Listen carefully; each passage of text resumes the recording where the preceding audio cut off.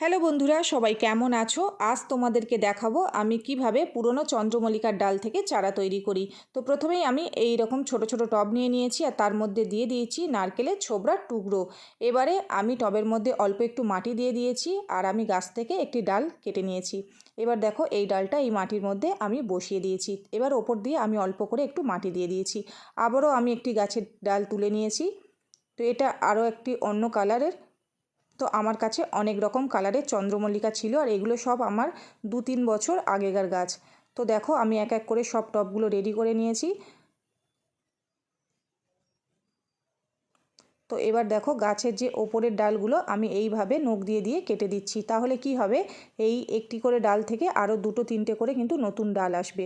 তো দেখো আমি সবগুলো টব রেডি করে নিয়েছি আর এবার আমি এই গাছগুলোকে ভালো করে স্নান করিয়ে দিচ্ছি।